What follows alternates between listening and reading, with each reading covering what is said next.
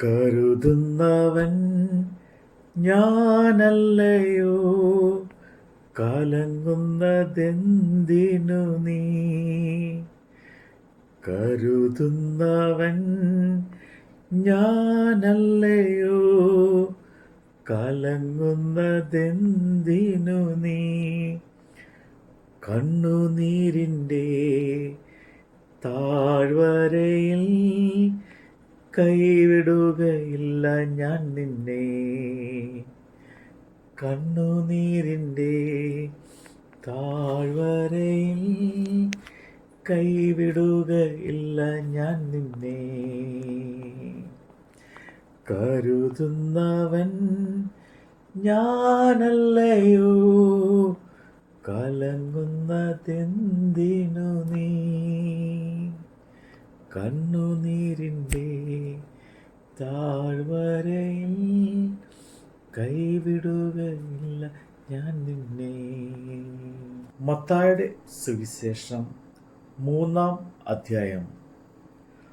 ആ കാലത്ത് യോഹന്നാൻ സ്നാപകൻ വന്ന് യഹൂദ്യ മരുഭൂമിയിൽ പ്രസംഗിച്ചു, സ്വർഗരാജ്യം സമീപിച്ചിരിക്കയാൽ മാനസാന്തരപ്പെടുവിൻ എന്ന് പറഞ്ഞു. മരുഭൂമിയിൽ വിളിച്ചു പറയുന്നവന്റെ വാക്കാവിത്, കർത്താവിൻ്റെ വഴി ഒരുക്കി അവൻ്റെ പാത നിരപ്പാക്കുവിൻ എന്നിങ്ങനെ യെശയ്യാ പ്രവാചകൻ പറഞ്ഞവൻ ഇവൻ തന്നെ. യോഹന്നാന് ഒട്ടകരോമം കൊണ്ടുള്ള ഉടുപ്പും അരയിൽ തോൾവാറും ഉണ്ടായിരുന്നു. അവൻ്റെ ആഹാരമോ വെട്ടുകിളിയും കാട്ടു തേനും ആയിരുന്നു. അന്ന് യെരൂശലേമിലും യഹൂദ്യ ദേശമൊക്കെക്കാരെയും യോർദാന്റെ ഇരുകരയുള്ള എല്ലാ നാട്ടുകാരും പുറപ്പെട്ട് അവൻ്റെ അടുക്കൽ വന്ന് തങ്ങളുടെ പാപങ്ങളെ ഏറ്റുപറഞ്ഞുകൊണ്ട് ജോർദാൻ നദിയിൽ അവനാൽ സ്നാനമേറ്റു.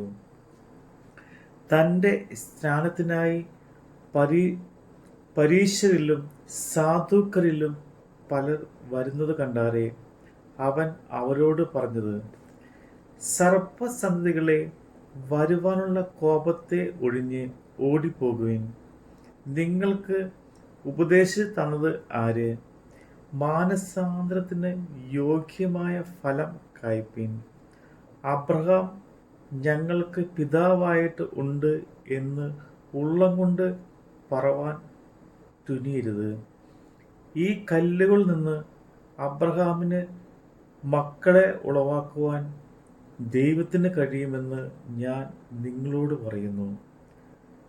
ഇപ്പോൾ തന്നെ വൃക്ഷങ്ങളുടെ ചുവട്ടിന് കോടാലി വെച്ചിരിക്കുന്നു.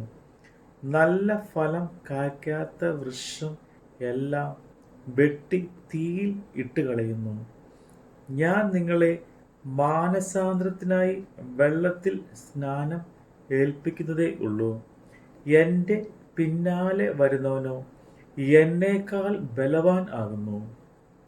അവൻ്റെ ചെരിപ്പ് ചുമപ്പാൻ ഞാൻ മതിയായവനല്ല.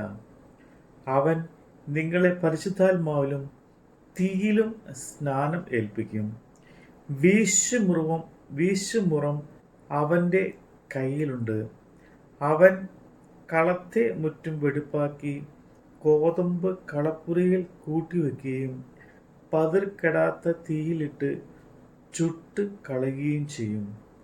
അനന്തരം യേശു യോഹന്നാനാൽ സ്നാനം ഏൽക്കുവാൻ ഗലീലയിൽ നിന്ന് ജോർദാൻ അക്കരെ അവൻ്റെ അടുക്കൽ വന്നു.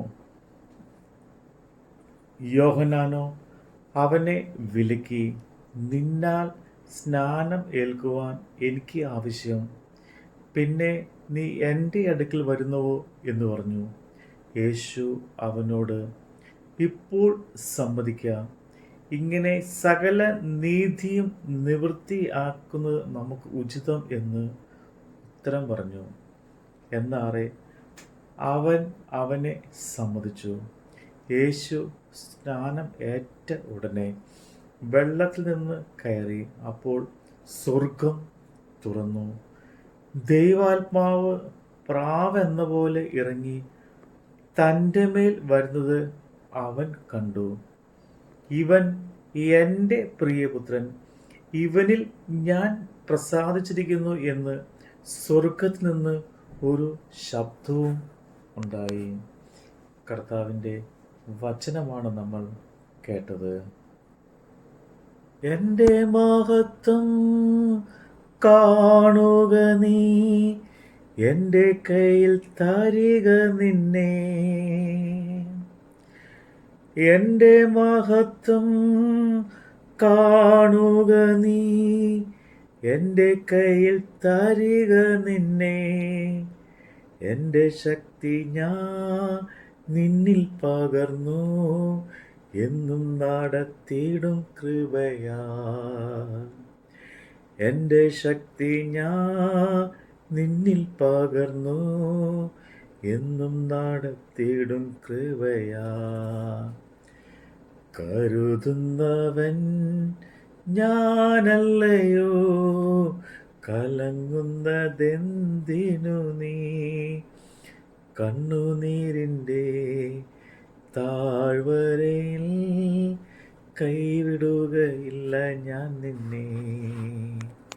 കണ്ണുനീരിൻ്റെ താഴ്വരയിൽ കൈവിടുകയില്ല ഞാൻ നിന്നെ.